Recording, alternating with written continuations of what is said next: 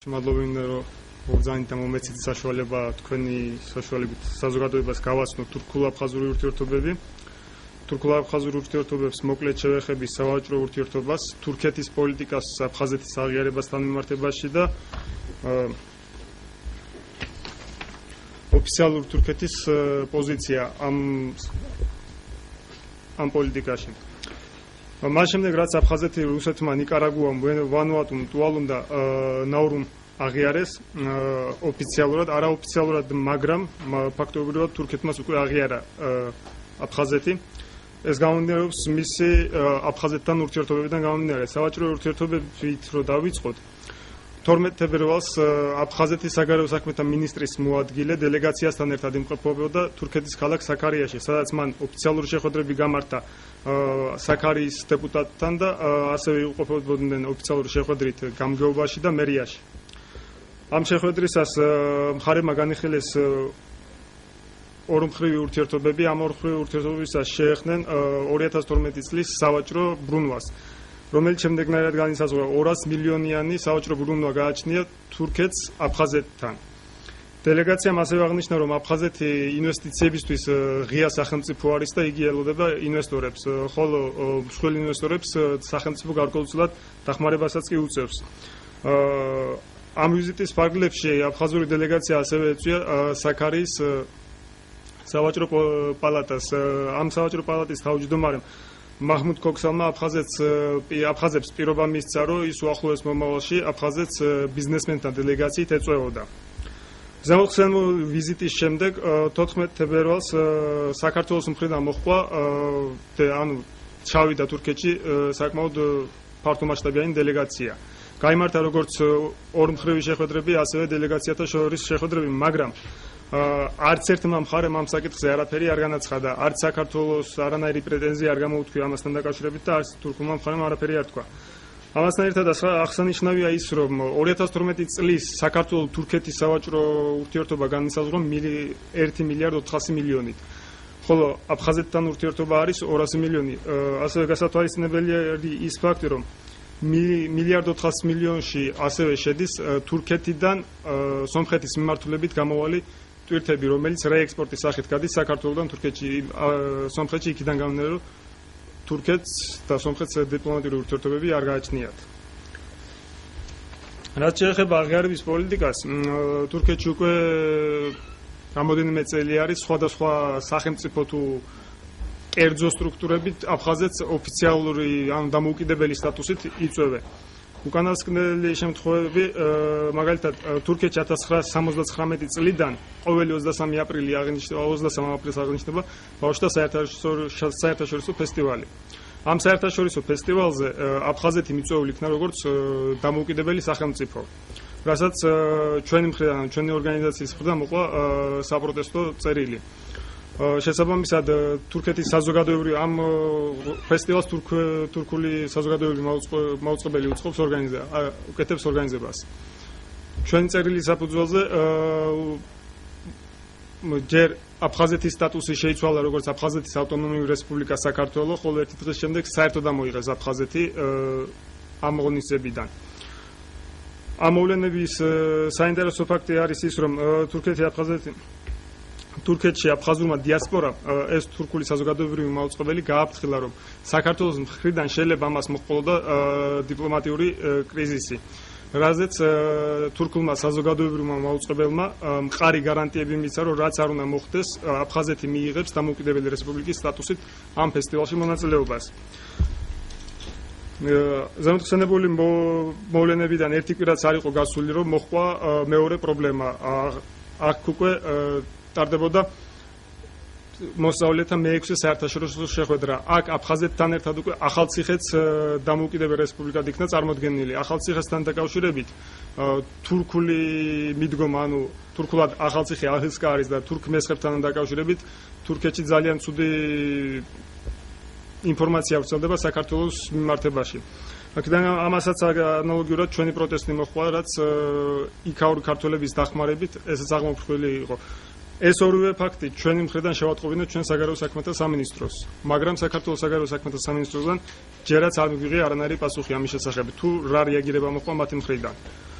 ყველაზე სამწუხარო კი ის ფაქტი არის, რომ ამ ორივე ღონისძიებაში ღებულობს ქართული დელეგაცია მონაწილეობას და ამ დელეგაციის წევრთაგან არც ერთის მხრიდან არანაირი პრეტენზია ამ ფაქტებს არ მოყოლია.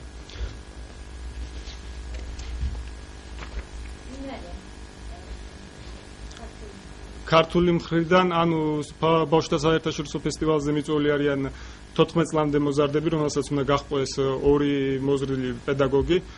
კერძოდ რომელი სკოლიდან ან საიდან შეირჩნენ ეს ვერ გავარკვიე, მაგრამ სახელმწიფო დონეზე ხდება ეს და სავარაუდოდ განათლების სამინისტრო და საგარეო საქმეთა სამინისტროს საქმის კურსში უნდა იყოს.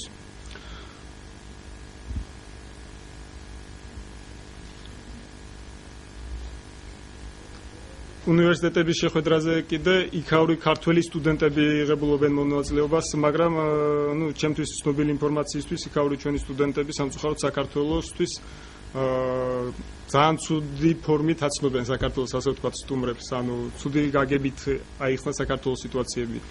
კერძოდ, გუშინ განვითარებული მოვლენები მუსლიმებთან დაკავშირებით შევიწროება ხდება და მსგავსი რაღაცები ულაპარაკიათ, როგორც ჩემთვის გახდა ცნობილი.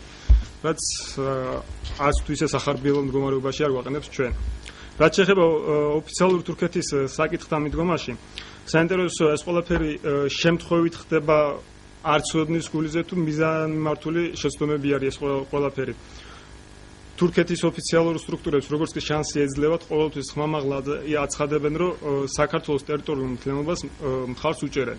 მაგრამ ამ დროს თურქეთის საზოგადოებრივი მაუწყებელი აფხაზეთს უკვე როგორც ჩანს მეორეჯერ იწვევს დამოუკიდებელ რესპუბლიკად, ასევე მოსწავლეთა საერთაშორისო შეხვედრის ოქროს სპონსორები გახლავთ თურქეთის ახალგაზრდობის და სპორტის სამინისტრო, პრემიერ-მინისტრის მონათესავე ერების საბჭო და პრემიერ-მინისტრის კოორდინაციის საბჭო, თურქეთის პრემიერ-მინისტრის.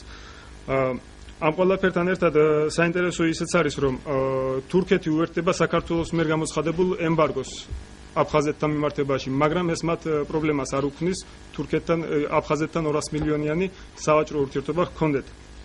გარდა ამისა, თურქეთის პარლამენტში არიან წარმოშობით აფხაზი დეპუტატებიც, ამათგან როგორც უმრავლესობაში, ისე უმცირესობაშიც არიან. ამათგან უმრავლესობიდან გამოვყოფდი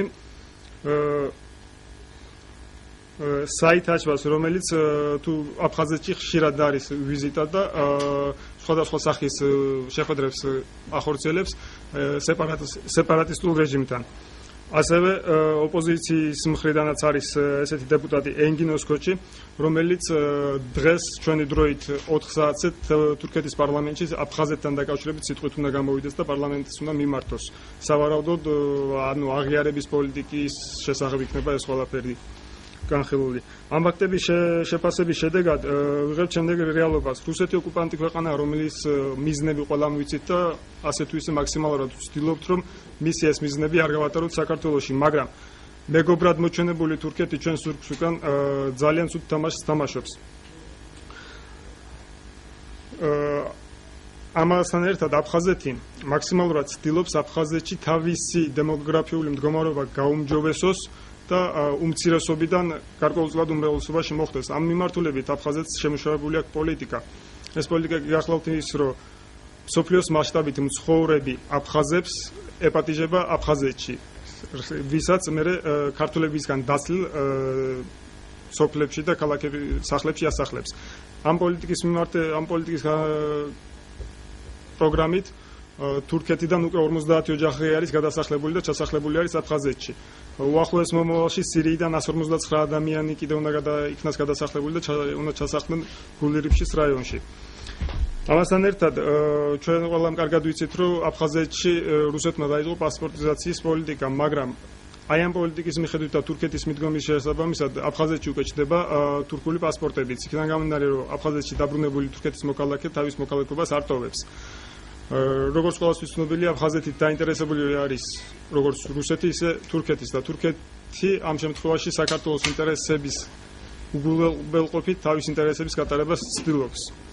ამასთან დაკავშირებით მე რამოდენიმე ფაქტი მაქვს, შემიძლია მოგცეთ თუ დაინტერესებით ამ ყველაფრით. ჩემი სათქმელი ეს იყო, თუ კითხვები გაქვთ, შემიძლია გიპასუხოთ.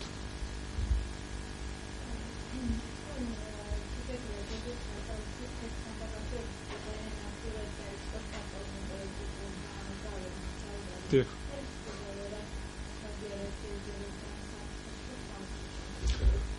სავარაუდოდ თვალს ხუჭავს ჩემი აზრით, იქიდან გამომდინარე რომ ინტერესები არ ვიცი რა ინტერესებს ემსახურება მათი ეს უგულებელყოფა, თუნდაც ის რომ მე პირველივე დღესვე შევატყობინე ოფიციალური წერილით მივმართ საგარეო საქმეთა სამინისტროს და დღესაც კი უცნობია რა ხდება და რა ვითარებაში არის ეს პასუხოდ დარჩა. გარდა ამისა, კარგად გახსოვთ რამოდენიმე დღის წინ თუ 1-2 კვირის წინ თურქეთის საგარეო საქმეთა მინისტრი იყო საქართველოში, ჯერ თბილისში იყო, მერე ბათუმში გადავიდა. ბათუმიდან უკანა გზაზე დაბრუნებისას მან ხაზგასმით აღნიშნა და ხაზი გაუსვა ყარსის ხელშეკრულებით თურქეთისთვის მინიჭებულ უფლებამოსილებას, რომლის შესაბამისადაც თურქეთს უფლება რჩება ჩაერიოს საქართველოს, ანუ ბათუმში რაიმე პრობლემის შემთხვევაში ჩაერიოს. ამის სანამ ეს განაცხადა, იქამდე ხაზი გაუსვა იმ ფაქტსაც, რომ მაშინ როდესაც ის კავკასიას დახედავდა და ხედავდა საქართველოს ყოველთვის მას ეჩვენებოდა დაბრკოლებად. იქიდან გამომდინარე, რომ საქართველოს გავლით ხდებოდა თურქულ რესპუბლიკებში, რომელიც აზიაში არის და ამ რესპუბლიკებთან საურთიერთობოდ ასე თუ ისე საქართველოს პრობლემა ეჩვენებოდა. მაგრამ აი ამ ბოლო ვიზიტის შემდეგ მისი განცხადებით, როგორც ამბობს, ეს პრობლემა არ არსებობს. იქიდან გამომდინარე, რომ ოსმალეთის მმართველობის პერიოდში აქ იმხელა დიდი მუსლიმანური მოსახლეობა დარჩა, რომელიც მათ ასე ვთქვათ დასაყრდენად შეუძლიათ გამოიყენონ. და აქედან გამომდინარე, ყოველივე ამას საქართველოს მხრიდან არანაირი რეაგირება არ მოყოლია. და არის უპასუხოდ დარჩენი და შესაბამისად ბრმა უნდა იყო და ყრუ უნდა იყო, რომ ეს ვერ ნახო და ვერ გაიგო, არ ვიცი.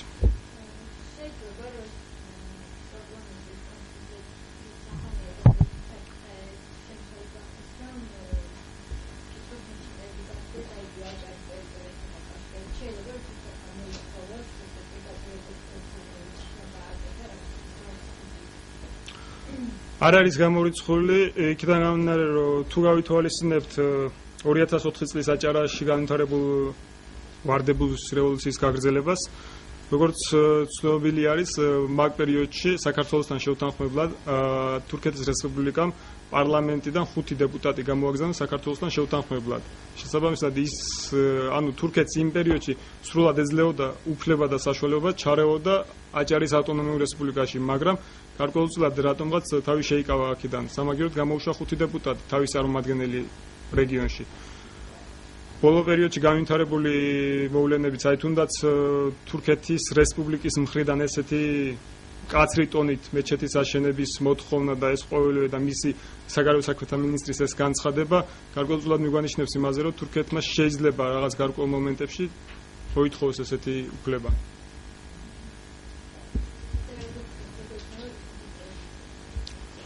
ამ შემთხვევაში რუსეთის პოზიცია არ ამგონია რუსეთი ამ გაგებით ამ სიტუაციაში ჩაერიოს. შეიძლება პირიქით მხარის დაუჭიროს იმის სანაცვლოდ, რომ თურქეთმა აფხაზეთ და ცხინვალის რეგიონი დამოუკიდებლად აღიაროს.